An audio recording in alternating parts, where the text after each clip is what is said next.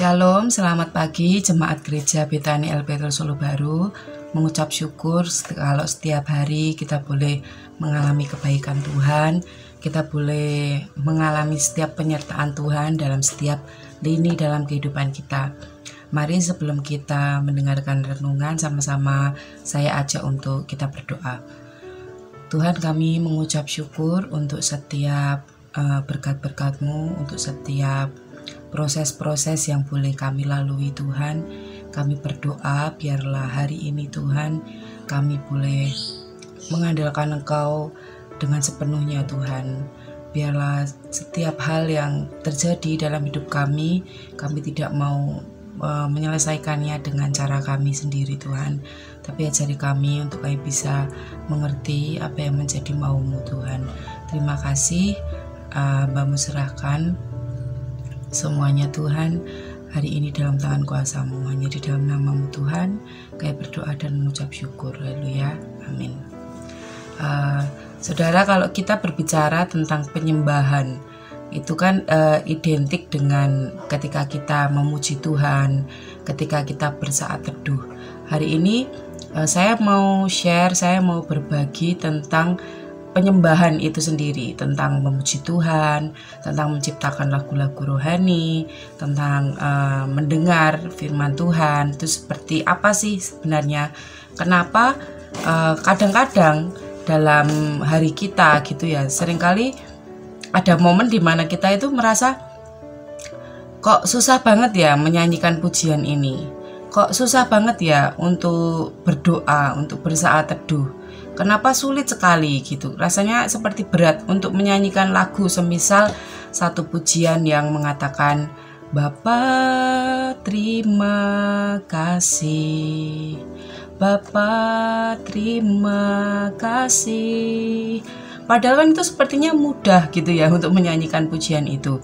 Tapi kenapa seringkali ketika kita ada di titik yang mungkin lagi ada masalah yang berat, atau mungkin anak kita sedang membuat masalah, atau ketika uang kontrakan udah habis, atau seperti apa gitu kan, seringkali kita merasa bahwa susah sekali untuk menyanyikan lagu-lagu yang memuji Tuhan gitu.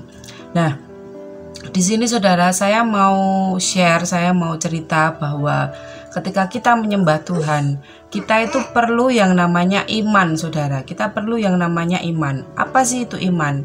Kita tahu benar bahwa iman itu adalah dasar dari segala sesuatu yang kita harapkan. Kita mau baca dulu sama-sama dalam Ibrani 11. Ini ayat yang biasa kita dengarkan. Ya, Ibrani 11 ayat yang pertama. Iman adalah dasar dari segala sesuatu yang kita harapkan dan bukti dari segala sesuatu yang tidak kita lihat. Bukti dari segala sesuatu yang kita tidak lihat. Namanya bukti itu kan berarti sesuatu yang nyata gitu ya, sesuatu yang nyata. Seumpama bukti orang mencuri gitu ya. Oh, ini ada uangnya gitu. Oh, ini ada barang yang dicuri, ada di dalam tasnya si A. Oh, berarti dia sudah terbukti mencuri gitu. Nah, iman itu yang membuat bukti dari segala sesuatu yang kita tidak lihat gitu. Jadi ketika kita sedang mengalami masalah gitu ya, Tuhan katakan apa gitu. Firman Tuhan ini adalah bukti. Iman ini tuh adalah bukti bahwa oh, Tuhan itu masih akan menolong saya. Meskipun saat ini ketika saudara sedang mengalami masalah dan saat ini saudara tidak melihat jalannya, tapi iman itu yang menjadi bukti bahwa Tuhan pasti akan menolong. Nah, dari situ iman itu yang akan membantu kita untuk menyembah Tuhan. Jadi saudara, saya pribadi ketika mungkin sedang mengalami satu masalah seperti itu ya, saya belajar untuk memaksa diri saya untuk memuji Tuhan gitu.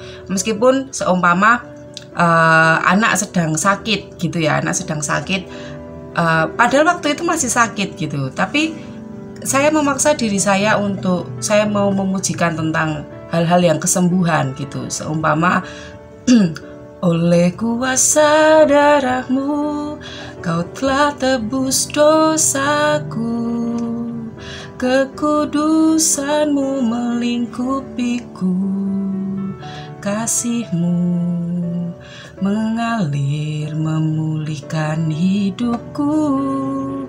Meskipun keadaannya kenyataannya berat gitu ya, anak masih panas, bahkan naik turun panasnya, tapi saya memaksa untuk memuji Tuhan gitu, karena dari situ iman saya akan mulai muncul gitu. Saya akan mulai benar-benar merasakan bahwa oh Tuhan itu pasti akan menyembuhkan, oh Tuhan akan membantu setiap masalah saya. Satu ayat firman Tuhan lagi saudara, di dalam Roma pasal yang 10 ayat yang ke-17 mengatakan bahwa jadi iman itu timbul dari pendengaran dan pendengaran oleh firman Kristus. Nah, jadi ketika mungkin kita merasa kita nggak punya iman gitu ya, nah disitulah kita harus mencoba untuk terus mendengarkan firman-firman Tuhan dalam hidup kita. Kita harus terus mendengarkan lagu-lagu rohani, karena lagu-lagu rohani itu kan pasti bagian dari firman Tuhan ya, karena kan nggak mungkin lagu rohani isinya melemahkan atau isinya menjatuhkan, kan tidak mungkin. Makanya kenapa ketika kita sedang mengalami masa yang sulit, jangan terlalu sering kita mendengarkan lagu-lagu yang galau. Seumpama mungkin kita lagi ada masalah tentang hubungan gitu ya, dengan orang tua atau dengan saudara atau dengan suami atau dengan anak gitu. Janganlah kita lari ke hal-hal yang lagu-lagu yang melo gitu ya, lagu-lagu yang lagu-lagu yang mungkin itu secara dunia itu bisa membuat rileks gitu ya. Tapi saya pribadi, saya belajar untuk ketika saya sedang merasa lemah, iman saya sedang lemah, justru saya memaksa diri saya untuk terus menyembah Tuhan gitu, untuk terus mendengarkan lagu-lagu rohani yang mungkin itu sebenarnya bertolak belakang dengan hal yang sedang saya alami gitu ya. Tapi di situ iman saya akan muncul gitu, iman saya akan mulai timbul, karena dari pendengaran kita itu akan muncul iman gitu, dan dari situlah solusi hidup kita gitu ya, karena kita juga tahu bahwa iman itu yang akan menyelamatkan kita gitu saudara. Jadi ketika kita menyembah Tuhan, kita tidak bisa lepas dari yang namanya iman. Jadi penyembahan ketika kita di gereja memuji Tuhan, atau doa, atau di kamar sendiri kita sedang menyanyikan lagu, janganlah itu cuma sekedar latah, jangan cuma sekedar itu, wah ini musiknya bagus nih, aransemennya bagus nih, atau mungkin malah yang nyanyi WL-nya bagus nih. Jangan cuma hanya terpancing dengan hal itu. Oh aku pokoknya mau menyanyikan lagu-lagu ciptaannya, mungkin ciptaannya NDC atau ciptaannya Andi Ambarita gitu, karena melihat sosoknya. Jangan saudara, tapi kita melihat isi dari lagu-lagu tersebut, apakah itu membangun iman kita ataukah itu membuat kita semakin dekat dengan Tuhan gitu saudara. Jadi penyembahan itu tidak lepas dari iman.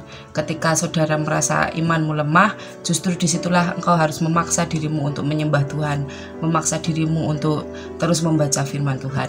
Begitu saudara, itu yang saya bisa bagikan untuk saudara semua. Terima kasih sudah meluangkan waktu untuk sama-sama kita sharing, untuk sama-sama kita mendengar apa yang Tuhan mau. Selamat beraktivitas, Tuhan Yesus memberkati.